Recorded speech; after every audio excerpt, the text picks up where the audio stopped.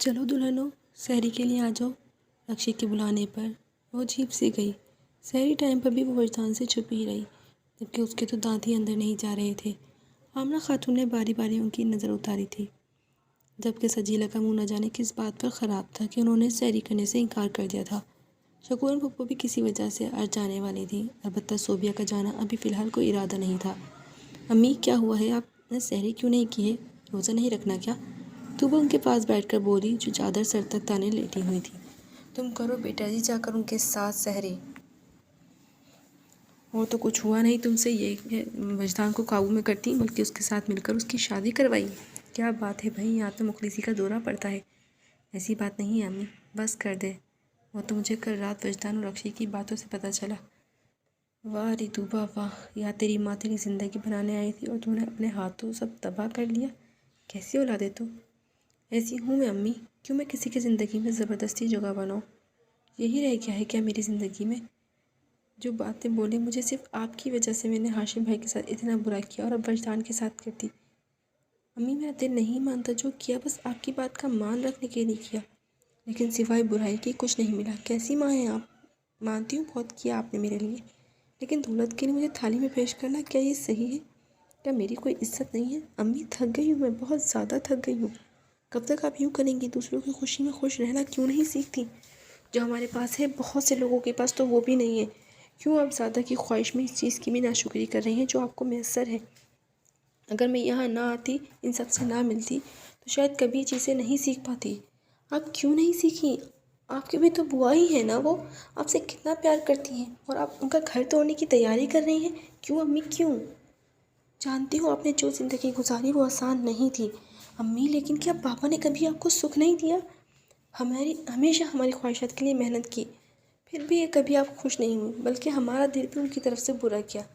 لیکن اب اگر مجھے موقع ملا ہے کچھ اچھا کرنے کا تو میں نہیں رکوں گی۔ آئی ایم سوری امی۔ وہ خاموشی سے اپنی اولاد کو دیکھنے لگی جو انہیں آج آئینہ دکھا گئی تھی۔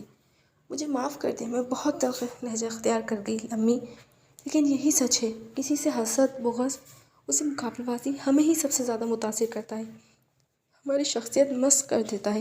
میں اپنی کوتاہیوں کی معافی مانگ چکی ہوں اور امید ہے آپ کو بھی یہ احساس ہو۔ ہماری زندگی پر ہمارا اختیار ہے بھی نہیں، جو بھی ہماری زندگی میں ہوتا ہے وہ اللہ کی مرضی سے ہوتا ہے۔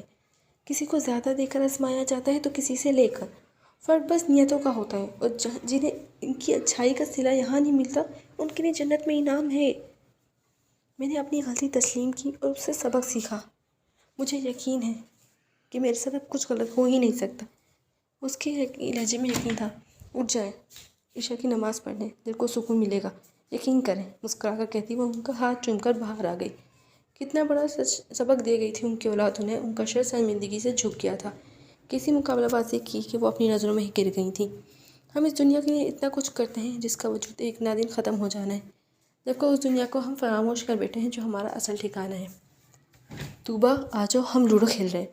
وہ نماز پڑھ کر باہر آئی تو باہر ان سب کی محفل لگی ہوئی تھی۔ وہ مسکراتی ہوئی ان کے پاس آ کر بیٹھ گئی۔ یہ لو، اپنے آنے والی آواز پر وہ مڑی تو پیچھے دلاور تھا جو اسے پان دے رہا تھا۔ اس نے شکریہ کے ساتھ پان تھاما۔ وہ وہیں بیٹھ گیا۔ کل جا رہی ہو؟ ہاں، بہت دن ہو گئے آئے ہوئے، اب گھر یاد آ رہا ہے۔ تو رک جاؤ۔ کیا کروں گی رک کر؟ ویسے تھینکس۔ اس کا سوال نظر انداز کی اسے اس کا شکریہ ادا کیا تھا۔ وہ کیوں؟ وہ اچنبھے سے اسے دیکھنے لگی۔ جو کچھ وجدان اور مشل کے لیے کیا وہ سب میں نے اپنے لیے کیا ہے۔ مجھے لگتا ہے اب تک جتنی غلطیاں کی اس کی معافی شاید ایسے مل جائے۔ ہاں، ایسے نہیں کہتے، وہ رحمان ہے، رحیم ہے، اس سے کچھ چھپا ہوا نہیں ہے۔ یہاں تو مسکرانا بھی نہیں کیے، تم تو پھر اتنا سب کچھ کرتی ہو۔ اس کا ذکر یہاں مت کرنا آپ پلیز، پاگل نہیں ہوں اتنا۔ اب منہ ٹھیک ہو گیا میڈم کا؟ تو آ جاؤ ایک گیم کھیلیں، ضرور اور میں جیتوں گی، دیکھتے ہیں۔ اس نے بھی ایک چیلنج ایکسیپٹ کیا تھا۔ جو لڑکیوں جگہ دو، آج ہمارا ایک ٹیم گیم ہو جائے، مشی اور طوبیٰ، میں اور وجدان۔ یس یس، اور جو ہارا وہ ہم کو آئس کریم کھلائے گا، رشی فوراً سے بولی۔ بس کرو بھوکی دلاور بھائی، جیتو پھر ان سے ہار کے ساتھ ساتھ نکاح کی ٹریٹ بھی لینی ہے۔ بات سنو، میں نہیں کھیل رہی، مشا نے فوراً سے جان چھڑائی تھی۔ لو بھائی راسن، تمہاری بہن تو ابھی سے ڈر گئی، وجدان نے اسے چڑھانے کے لیے کہا۔ ظاہر ہے شوہر نامدار کے آگے کہاں ٹک پائیں گی، یہ سمیا تھی۔ مشا نے گھور کو اسے دیکھا اور وہ ہنس دی۔ صوبی آپ کی مینڈ کو بھی زکام ہو گیا ہے۔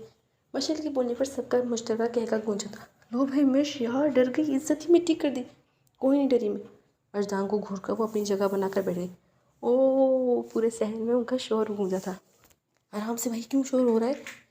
کچن سے عائشہ، عالیہ اور رقیہ بیگم بھی آ کر بیٹھ گئی تھی۔ مقابلہ ہو رہا ہے دلہا دلہن کا، دیکھتے ہیں کون جیتتا ہے۔ راسم کے بولنے پر وہ سب اشتیاق سے بیٹھ گئے اور پھر بالآخر بڑی محنت کے بعد طوبہ اور مشل فاتح قرار پائی تھیں۔ آئس کریم، ان کے جیتے ہی سب نے آئس کریم کا شور ڈال دیا تو مجبوراً ان دونوں کو اٹھنا ہی پڑا۔ کھڑکی میں کھڑی سجینہ نے پہلی بار اپنی بیٹی کو سچی خوشی کے ساتھ دیکھا تھا۔ مجھے معاف کر دینا بیٹا، اپنی خود غرضی میں نے بہت تکلیف دی ہے۔ آنسو پہنچتی وہ اپنی لاڈو کو دیکھنے لگیں۔ اس وقت آمنہ بیگم کے کمرے میں دردانہ اور سجیلہ بیٹھی تھیں۔ سجیلہ، تم سے ایک بہت ضروری بات کرنی ہے۔ بڑی نے تو سوچا ابھی تم یہاں ہو تو تمہاری موجودگی میں ساری بات ہو جائے۔ کیسی بات بوا؟ وہ پریشان سی ان دونوں کو دیکھنے لگی۔ اپنے بیٹے دلاور کے طوبہ کا ہاتھ مانگنا چاہتی ہوں، تم سے اجازت ہے؟ دردانہ کی بات پر وہ ایک دم ان کا چہرہ دیکھنے لگی جو مسکرا کر انہیں دیکھ رہی تھیں۔ میں اس قابل نہیں ہوں، ان کا سر شرمندگی سے جھکا تھا۔ ہم جانتے ہیں سجو، تم نے جو وقت دیکھا ہے وہ ایک مشکل وقت تھا اور اس میں انسان کی شخصیت میں بدلاؤ آ جاتا ہے۔ تمہیں احساس ہے اگر تو کیا یہ کافی نہیں ہے؟ جو ہوا بھول جاؤ، اس نئے رشتے کا خوبصورت آغاز کرو۔ آپ کے بچوں سے رشتہ میری بیٹی کی خوش بختی ہے بوا، بس پھر خوش رہو میری جان۔ انہوں نے آگے بڑھ کر باری باریوں کو گلے لگایا تھا۔ زندگی یوں ہی تو آسان ہو جاتی ہے، بس تھوڑا صبر، تھوڑا انتظار، تھوڑا وقت مقرر سے پہلے کوئی چیز نہیں ملتی۔ ہر پھول اپنے وقت پر کھلتا ہے، اگر وقت سے پہلے سے زبردستی کھلانے کی کوشش کرو گے تو وہ ٹوٹ جائے گا۔ وقت سے پہلے کچھ نہیں ہوتا ہے، وہ جو ہوتا ہے اس کے لیے وہی وقت مقرر ہے۔ انہوں نے سب سے پہلے طوبہ اور دلاور کی رضامندی پوچھی تھی۔ عید پر ان سب کے لیے کئی سرپرائزز منتظر تھے جو وقت آنے پر ہی پتہ لگنے والے تھے۔ وہ کب سے چھت پر اس کے منتظر تھا جو آنے کا نام ہی نہیں لے رہی تھی۔ مشی کی بچی، مسز بن کر بہت نخرے آ گئے، بتاتا ہوں تمہیں کیوں بلایا اوپر؟ ہولی سانسوں کے ساتھ تنے ہوئے نے کچھ لیے، وہ اس کے سامنے آئی تو بس اسے دیکھ کر رہ گیا۔ کچھ زیادہ نہیں اترا رہی آپ مسز؟ بالکل بھی نہیں، ابھی تو میں نے اترانا شروع بھی نہیں کیا۔ اچھا ڈارلنگ، ذرا پاس تو آؤ، شرارت سے بولتے ہوئے جی نے اس کا ہاتھ تھاما تو وہ بکھلائی۔ تو زیادہ فری نہیں ہو رہا؟ بالکل بھی نہیں، ابھی کہاں ہوا فری، کہو تو ہو جاؤ۔ اس کے چہرے کی لٹ کچھ بھوک سے اڑائے وہ بھواس باختہ کر گیا۔ انسان بن جائے مجی۔ وہ ایک دم سے اس سے دور ہوئی تو وہ کہنے لگا، ہنس پڑا۔ ارے بات تو سنو، اسے واپس جا دے کو پیچھے سے چلایا۔ اب شادی والے دن کہنا سننا ہوگا، تب کے لیے ٹاٹا۔ شرارت سے ہاتھ ہلایا، وہ چھپاک سے غائب ہوئی تو وہ مسکرا دیا، پاگل۔ دن تیزی سے گزر رہے تھے۔ وجدان کی شکل تو سمجھو گم ہو کر رہ گئی تھی۔ گھر میں مہمانوں کی آمد شروع ہونے والی تھی۔ کل دن میں صوبیہ اور دردانہ کے سسرالی آ رہے تھے، جبکہ سجیلہ کے بھائی وغیرہ کو ڈائریکٹ ہی آنا تھا۔ البتہ ان لوگوں کے ننیال میں سے بس سب نمایوں سے آنا تھا۔ گھر کی خواتین تو بیچاری تھک گئی تھی، مگر کام تھے کہ ختم ہونے کا نام ہی نہیں کر رہے تھے۔ روز کے مارکیٹ کے چکر، کبھی کچھ تو کبھی کچھ۔ سیٹ اپ کیونکہ گھر کے باہر ہی کرنا تھا تو اس کے لیے ہر چیز کی تیاری کرنی تھی، بار بار جا کر چیزیں دیکھنا، سیزن کا ٹائم اور اس پر شادی۔ مگر واحد اور حسین صاحب کو ان لوگوں نے دکان پر فوکس کرنے کو کہا تھا، جبکہ ہاشم اور خرم ہاف ٹائم کی وجہ سے ان کی کافی مدد کر دیتے تھے۔ ایسے میں وجدان کی لاپرواہی پر رقیہ بیگم نے غصہ کیا تھا، مگر حسین صاحب نے انہیں کیا کہا تھا کہ وہ چپ ہو گئی تھی، جبکہ مشی جو اسے تڑپانے کا فل ارادہ کر بیٹھی تھی اب اسے یاد کر رہی تھی، جو نہ جانے کہاں مصروف تھا کہ اپنی منکوہہ سے بھی بات نہیں کر رہا تھا، جس پر وہ اور چڑی بیٹھی تھی۔ آئیں، اب میں بھی بات نہیں کروں گی۔ افطار کے بعد سب بڑے کمرے میں موجود تھے، جبکہ وہ رات کے لیے روٹی ڈال کر اب برتن دھونے میں مصروف تھی۔ جب اپنے پیچھے آتی مخصوص خوشبو پر اس نے گردن ترچھی کیے دیکھا، جہاں وہ دشمن جان ہاتھ باندھتے اسے ہی دیکھنے میں مصروف تھا۔ اب بات کر کے دکھائیں۔ غصے میں برتن پٹکتی وہ اور تیزی سے ہاتھ چلانے لگی، اور اس کے اس طرح کرنے پر وہ مسکرا دیا۔ چائے مل سکتی ہے بیگم؟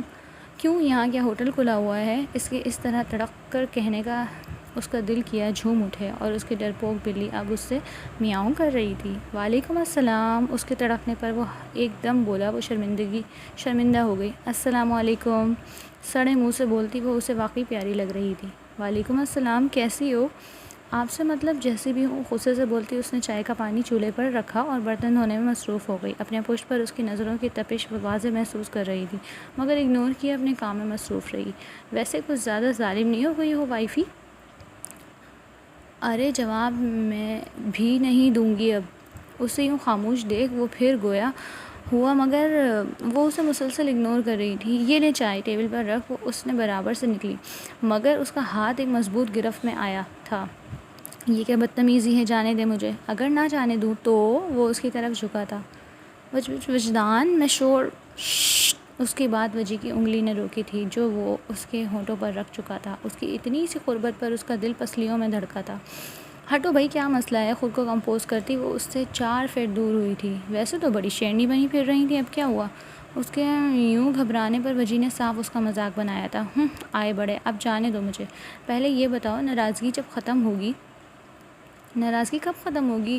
کون سی ناراضگی؟ میں کیوں بھلا آپ سے ناراض ہوں گی؟ وہ ابھی بھی فل اترانے کے موڈ میں وجی نے گہرا سانس بھرا۔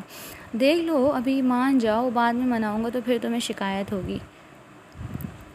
بے حد واہیات ہوتے جا رہے ہیں آپ بدتمیز۔ اور اس نے اتنے برے منہ بنانے پر وجی کا کہا گونجا تھا۔ کیا بات ہے، کس بات پر ہنسا جا رہا ہے؟ ہمیں بھی تو پتہ چلے۔ اندر آ رہے راسم اور رکشی نے اسے یوں ہنستے دیکھا تو پوچھ بیٹھا، وجی بیٹا وجی، یہ تو آپ اپنی بہن سے پوچھو، وہی لطیفے سنا رہی ہے آج کل۔ ہیں مچھی؟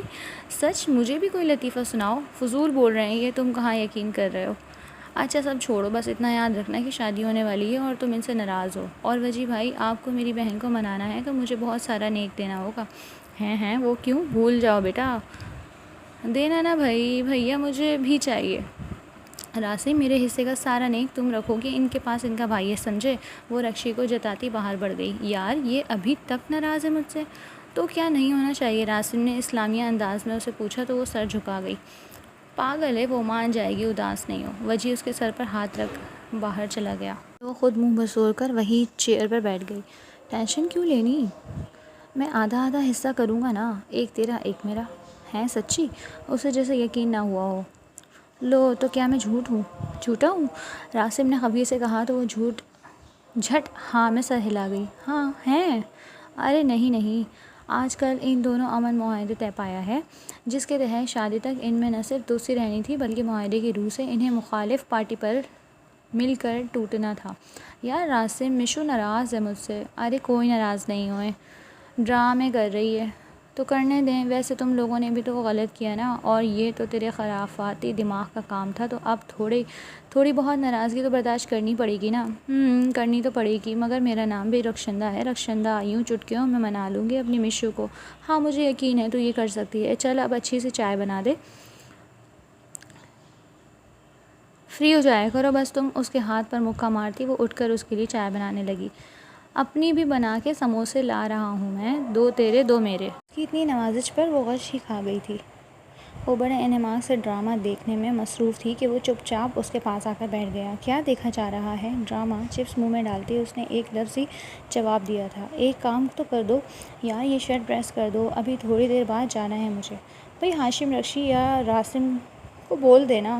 ڈرامے کے دوران کام اسے سخت ناپسند تھے کہ شاید اسے سرے سے کام کرنا ہی پسند نہیں تھا۔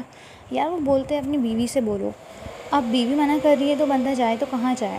بھائی اتنا مت کرو، شادی کے بعد میرے کام تم نے ہی کرنے ہیں۔ کوئی نہیں، کسی خوش فہمی میں نہ رہیں آپ، بلکہ آپ میرے کام کیا کریں۔ ہیں؟ وہ کس خوشی میں؟ آئی برو اچکا کر اس نے سوالیہ انداز میں اسے گھورا۔ کیونکہ بھائی وائف ہوں آپ کی، آپ کا فرض ہے میرے سارے کام کرنا، وہ ایک ادا سے بولی۔ اور میرے کام؟ بھائی وہ آپ خود کرنا، بیوی ماسی تھوڑی ہوتی ہے۔ اس نے اس دوغلے پن پر وہ عش کر اٹھا اور اس کی حالت دیکھ رانیہ نے زور کا کہا لگایا تھا۔ شکل دیکھیں آپ اپنی کیسی ہو گئی ہے، واہ بھائی مزہ آ گیا۔ اس کے یوں ہنسنے پر اس نے ایک